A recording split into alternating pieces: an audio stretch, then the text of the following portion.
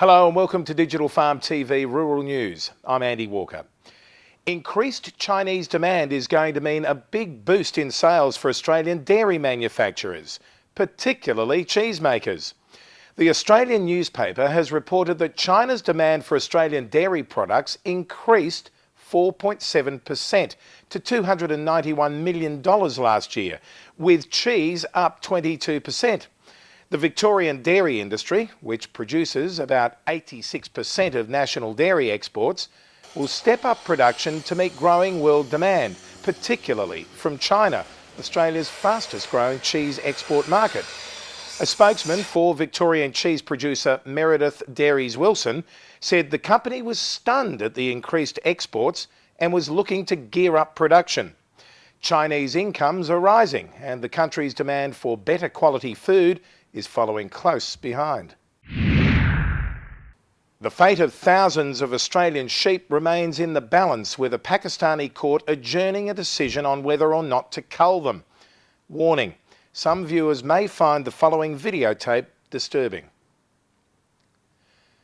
More than 7,000 sheep from a shipment of more than 20,000 were slaughtered in Pakistan last month.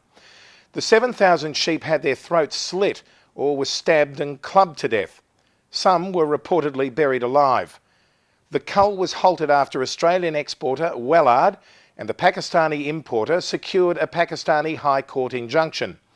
A final decision on the fate of the remaining animals was due on Wednesday last week. However, the Sindh High Court adjourned the hearing. It has not given any indication of when a decision will be handed down.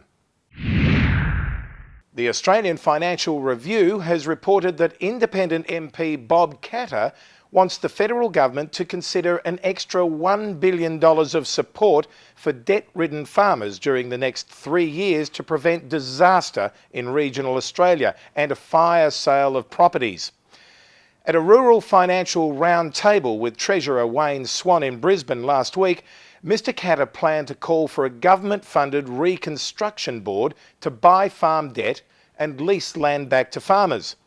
Mr Swan agreed to host the roundtable after visiting Mr Katter's North Queensland electorate of Kennedy in July and hearing from farmers that they had been hit by extreme weather events, the live export debacle and a funding freeze. Mr Katter said farmers who were forced to sell were accepting discounted prices, and this would worsen without government intervention. If this was not quarantined and became a fire sale, then it would also break out in areas like the Gold Coast, Cairns and the Northern Rivers of New South Wales, he said. With lost agricultural production from underliming estimated at $500 million annually in Western Australia alone, the Grains Research and Development Corporation wants to double lime use in the western and southern grain regions by 2017. The GRDC has called for tenders for a 5-year soil acidity project in the two regions. GRDC Western Regional Panel Chairman Peter Roberts said applying lime was the easiest way to ameliorate soil acidity, which was a major constraint to crop productivity and critical to the maintenance and improvement of soil health.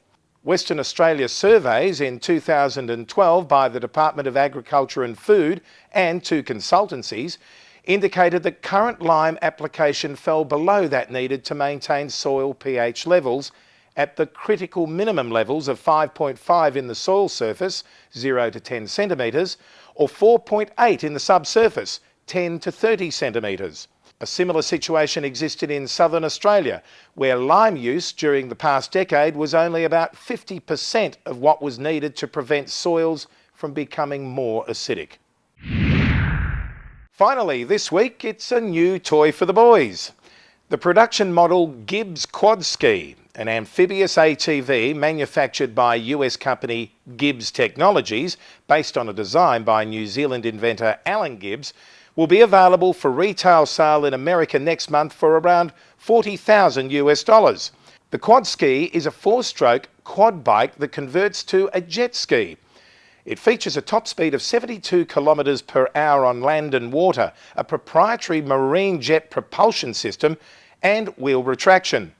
When entering the water by pressing a button, the driver can retract the wheels into the housing within the vehicle's body and detach them from the steering column. The transition time is a maximum of 5 seconds. The quad ski allows for 2 hours travel time on water. Its range on land is up to 600 kilometres. Well, that's it for Digital Farm TV Rural News this week. I'll look forward to your company again next week. I'm Andy Walker.